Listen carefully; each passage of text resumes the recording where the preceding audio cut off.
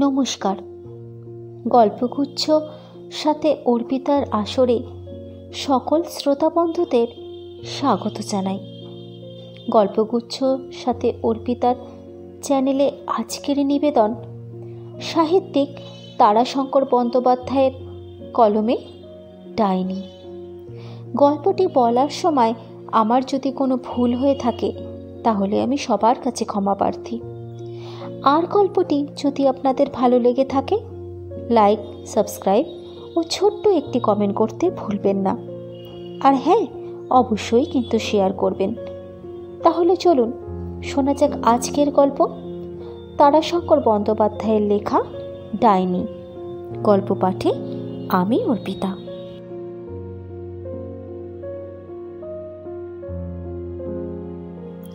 কে কবে নামকরণ করেছিল সে ইতিহাস পৃথিবীর গর্ভে সমাহিত হয়ে গেছে, কিন্তু নামটি আজও পূর্ণ গৌরবে বর্তমান।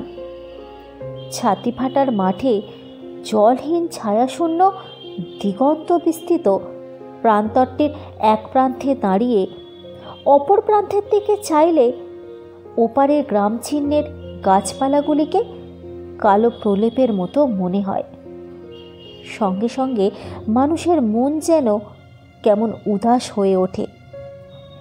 এপার থেকে ওপার পর্যন্ত যেতে গেলে তৃষ্ণায় ছাতি ফেটে মানুষের মৃত্যু হওয়াটা মোটেও অসম্ভব নয়, বিশেষ করে গ্রীষ্মকালে। তখন যেন ছাতি ফাটার মাঠ নাম গৌরবে মহামারী সমকক্ষতা লাভ করবার জন্য লালায়িত হয়ে ওঠে। ঘন ঘুমাচ্ছন্নতার মতো ধুলোর একটা আস্তরণে মাটি থেকে আকাশের কোল পর্যন্ত আচ্ছন্ন হয়ে থাকে। অপর প্রান্তে সুদূর গ্রাম চিহ্নের মশিরেখা প্রায় নিশ্চিহ্ন হয়ে যায়। তখন ছাতি ফাটার মাঠের সে রূপ অদ্ভুত ভয়ঙ্কর। ফ্যাকাশে রঙের নরম ধুলার রাশি প্রায় 1 হাত পুরু হয়ে জমে থাকে। গাছের মধ্যে অত বড় প্রান্তরটার এখানে ওখানে কতগুলি খৈরি ও শিয়াকোল জাতীয় কণ্টক গুল্ম। কোনো বড় গাছ নেই, বড় গাছ এখানে জন্মায় না। কোথাও জল নেই, গোটা কয়েক শুকিয়ে যাওয়া জলাশয় আছে বটে, কিন্তু তাতে জল থাকে না। মাঠখানির চারিদিকে ছোট ছোট পল্লী, সবই নিরক্ষর চাষিদের গ্রাম। সত্যি কথা তারা গোপন করতে জানে না। তারা বলে কোনো অতীতকালে এক মহানাগ এখানে বসতি করেছিল। তারই বিষের জ্বালায় মাঠখানের রসময়ী রূপ বীজ প্রসবনী শক্তি পুড়ে ক্ষার হয়ে গিয়েছে। তখন নাকি আকাশলোকে সঞ্চরমান পতঙ্গ পক্ষীও পঙ্গু হয়ে ঝরা পাতার মতো ঘুরতে ঘুরতে এসে পড়ত সেই মহানাগের গ্রামের মধ্যে। সেই নাগ আর নেই, কিন্তু বিষ চর্চরতা এখনো কমেনি। অভিশপ্ত ছাতি ফাটার মাঠ ভাগ্যদোষে এই বিষ চর্চরতার উপরে এক কুড়ো দৃষ্টি তাহার উপর প্রসারিত হয়ে আছে।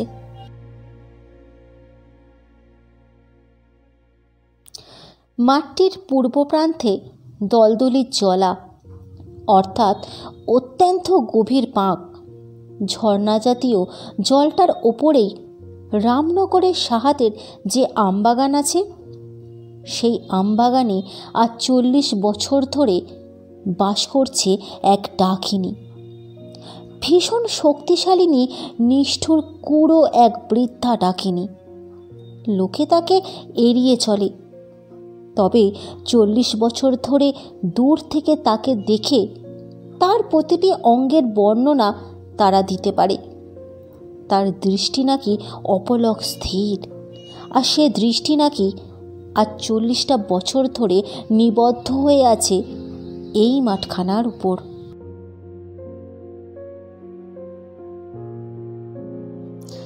দলদলের ওপরেই আমবাগানের ছায়ার মধ্যে নিঃসঙ্গ একখানি মেটে ঘর। ঘরের মুখ ওই ছাতি ফাটার মাঠের দিকে। দুয়ারের সম্মুখেই লম্বা একখানি খড়ে ছাওয়া বারান্দা। সেই বারান্দায় স্তব্ধ হয়ে বসে নিমেষহীন দৃষ্টিতে বৃদ্ধা চেয়ে থাকে ওই ছাতি ফাটার মাঠের দিকে। তার কাজের মধ্যে সে আপন ঘর দুয়ারটি পরিষ্কার করে গোবর মাটি দিয়ে নিকিয়ে নেয়। তারপর বের হয়ে যায় ভিক্ষে। দুটো তিনটে বাড়িতে গিয়ে দাঁড়ালেই তার কাজ হয়ে যায়। লোকে ভয়ে ভয়ে ভিক্ষে বেশি পরিমাণেই দিয়ে থাকে। সেরখানেক চাল হলেই সে আর ভিক্ষে করে না, বাড়ি ফিরে আসে। ফেরবার পথে অর্ধেক বিক্রি করে দোকান থেকে একটু নুন, একটু সর্ষের তেল আর খানিকটা কেরোসিন তেল ও ডালপালা সন্ধান করে নিয়ে আসে। এরপর সমস্ত দিন দাওয়ার ওপর চুপ করে বসে থাকে। এমন করে 40 বছর সে একই ধারায় এই মাঠের দিকে চেয়ে বসে আছে। বৃদ্ধার বাড়ি এখানে নয়, কোথায় যে বাড়ি সে কথাও কেউ সঠিক জানে না। তবে এ কথা নাকি নিঃসন্দেহ যে 3-4খানা গ্রাম একরূপ ধ্বংস করে অবশেষে একদা আকাশপথে একটা গাছকে চালিয়ে নিয়ে যেতে যেতে এই ছাতি ফাটার মাঠের নির্জন রূপে মুক্ত হয়ে সে নেমে এসে এইখানে ঘর বেঁধেছে। নির্জনতা ওরা ভালোবাসে, ওরা মানুষের সাক্ষাৎ চায় না। মানুষ দেখলেই যে অনিষ্ট স্পৃহা জেগে ওঠে। এই সর্বনাশী লোলুপ শক্তিটা সাপের মতো লকলকে জিভ বাহির করে ফনা তুলে নেচে ওঠে। না হলে সেও তো মানুষ। নিজের দৃষ্টি দেখে সে নিজেই শিউরে ওঠে। বহুকালের পুরনো একখানি আয়না, সেই আয়নায় নিজের চোখের প্রতিবিম্ব দেখে তার নিজেরই ভয় হয়। ক্ষুদ্রাতন চোখের মধ্যে পিঙ্গল 2টি তারা, দৃষ্টিতে ছুরির মতো একটা ঝকঝকে ধার, জরা কুঞ্চিত মুখ, শকুনের মতো সাদা চুল, দাঁতবিহীন মুখ। আপন প্রতিবিম্ব দেখতে দেখতে ঠোঁট দুটি তার থরথর করে কেঁপে উঠল। সে আয়নাখানি নামিয়ে রেখে দিল। আয়নাখানির চারদিকে কাঠের ঘেরাটা একেবারে কালো হয়ে গেছে, অথচ নতুন অবস্থায় কি সুন্দর লালচে রং, আর কি পালিশটাই না ছিল। আর আয়নার কাঁচখানা ছিল রোদ চকচকে পুকুরের জলের মতো।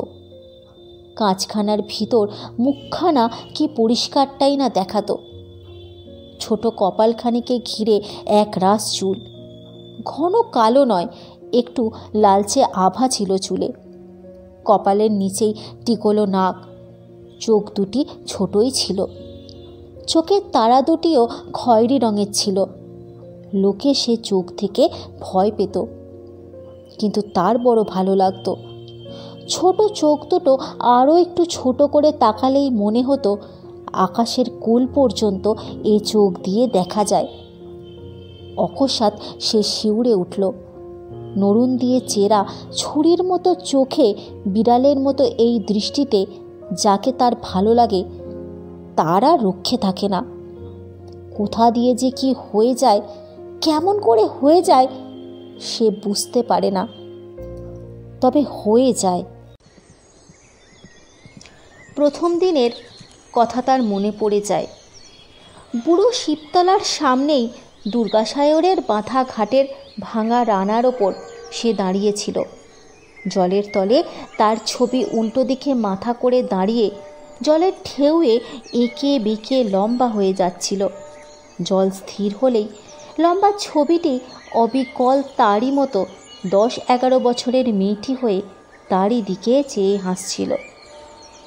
হঠাৎ বামুনবাড়ির হারু চৌধুরী এসে তার চুলের মুঠি ধরে টেনে শান বাঁধানো সিঁড়ির ওপর থেকে তাকে আছাড় মেরে ফেলে দিয়েছিল।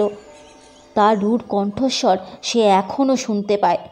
হারাম জাদি, ডাইনি, হ্যাঁ তুই তুই আমার ছেলেকে নজর দিস? এত বড় তোর বাড়বাড়ন্ত? খুন করে ফেলবো, এই হারামজাদিকে আজ আমি খুন করে ফেলবো। হারু চৌধুরীর সে ভয়ঙ্কর মূর্তি যেন স্পষ্ট চোখের ওপর তার আজও ভেসে ওঠে। সে ভয়ে বিহ্বল হয়ে চিৎকার করে কেঁদেছিল, ওগো ওগো বাবু গো, তোমার দুটি পায়ে পড়ি গো, আমায় ছেড়ে দাও, আমি কিচ্ছু করিনি, কিচ্ছু করিনি। আমি কিচ্ছু করিসনি? আম দিয়ে মুড়ি খেতে তোর যদি লোভ হয়েই ছিল, তবে সে কথা আমায় বলিসনি কেন রে হারামজাদি, বলিসনি কেন? হ্যাঁ, লোভ তার হয়েছিল, সত্যি হয়েছিল। মুখের ভেতরটা তো জলে ভরে পরিপূর্ণ হয়েছিল। হারামজাদি, আমার ছেলে যে পেটের যন্ত্রণায় ছটপট করছে, দেখে আয়, দেখে আয় একবার।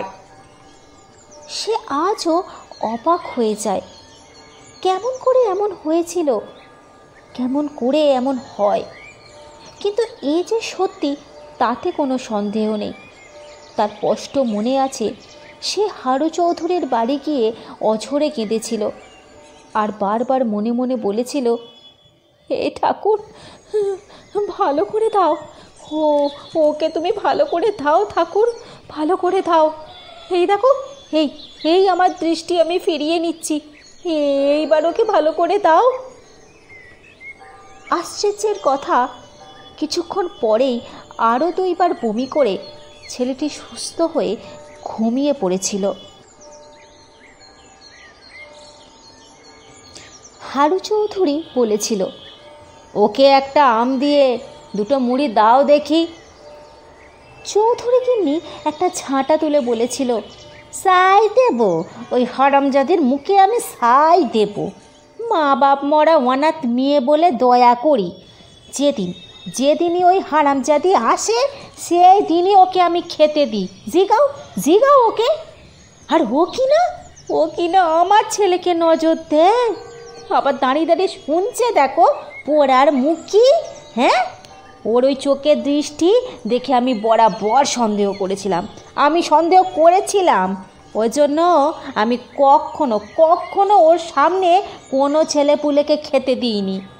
আজ আমি কি কুক্ষণে খোকাকে খেতে দিয়ে ঘাটে গেছি, আর তখনই এসে একেবারে সামনে দাঁড়িয়েছে গো। সে কি দৃষ্টি ওর, কি দৃষ্টি! মা গো মা, এখনো অবধি আমার বুকের ভেতরটা ভয় থরথর করে কাঁপছে। লজ্জায় ভয়ে সে পালিয়ে গিয়েছিল। সেদিন রাতে সে গ্রামের মধ্যে কারোর বাড়ির দাওয়ায় শুতে পারেনি, শুয়েছিল গ্রামের প্রান্তে ওই বুড়ো শিবতলায়।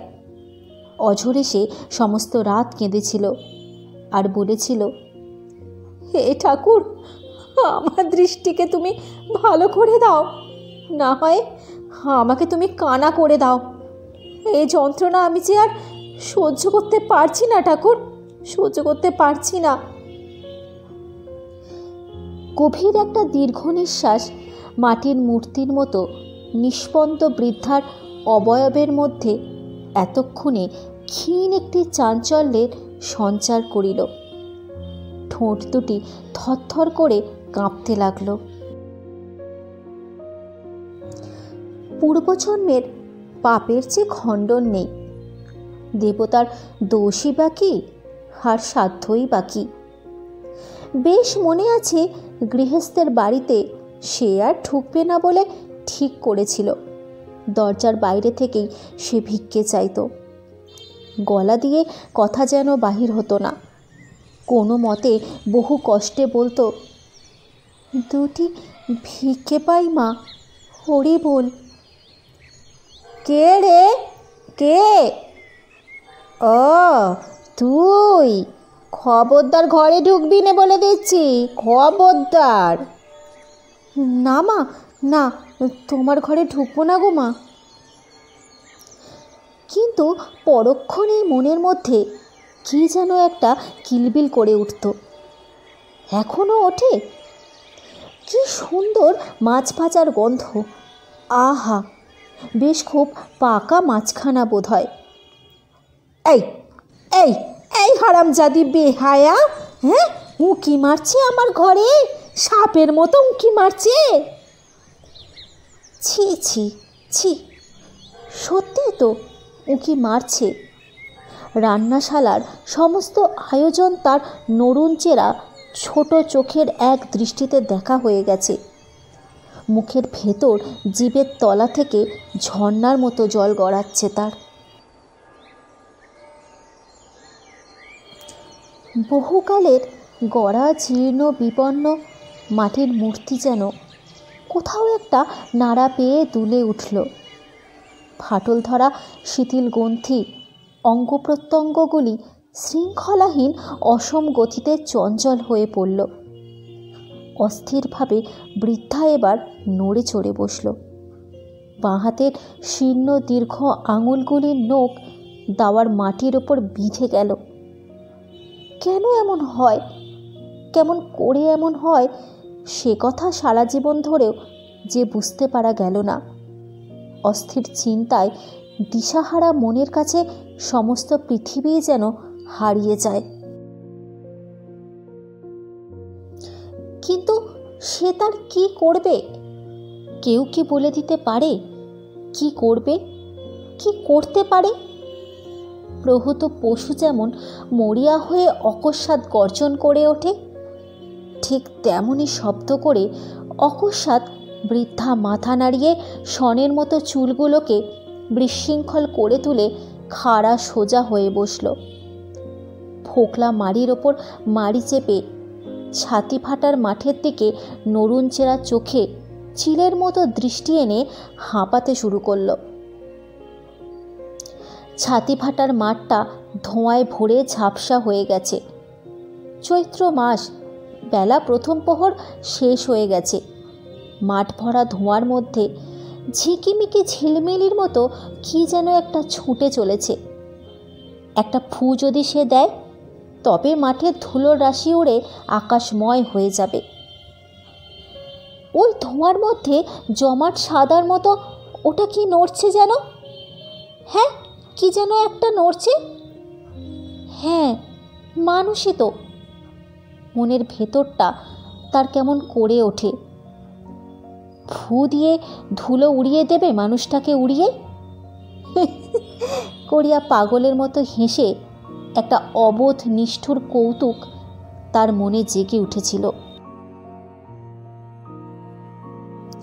দুহাতের মুঠি প্রাণপণ শক্তিতে শক্ত করে সে নিজের উশৃঙ্খল মনকে শৃঙ্খলাবদ্ধ করবার চেষ্টা করল। না না না, ছাতি ফাটার মাঠে মানুষটা ধুলোর গরমে শ্বাসরোধী ঘনত্বে মরে যাবে না। ওদিকে আর সে চাইবে না। তার চেয়ে বরং উঠোনটা আর একবার ঝাঁটা বুলিয়ে ছড়িয়ে পড়া পাতা ও কাঠকুটোগুলোকে সাজিয়ে রাখলে কেমন হয়। বসে বসেই সে ভেঙে পড়া দেহখানাকে টেনে উঠোনে ঝাঁটা বোলাতে শুরু করল। জড়ো করা পাতাগুলো ফরফর করে অকস্মাৎ সর্পিল ভঙ্গিতে ঘুরপাক খেয়ে উঠতে আরম্ভ করল। ঝাঁটার মুখে টেনে আনা ধুলোর রাশি তারই সঙ্গে মিশে বুড়িকেই যেন জড়িয়ে ধরছিল। চোখে মুখে ধুলো মাখিয়ে তাকে বিব্রত করে তুলে দ্রুত আবর্তিত পাতাগুলো তাকেই যেন সর্বগ্রেহে প্রহার করছে। জরাগ্রস্ত রোমহীন আহত মার্জারির মতো ক্রুদ্ধ মুখভঙ্গি করে বৃদ্ধ নিজের হাতে ঝাঁটাখানা আস্ফালন করে বলে উঠল, বেরো বেরো বেরো বলছি এখান থেকে।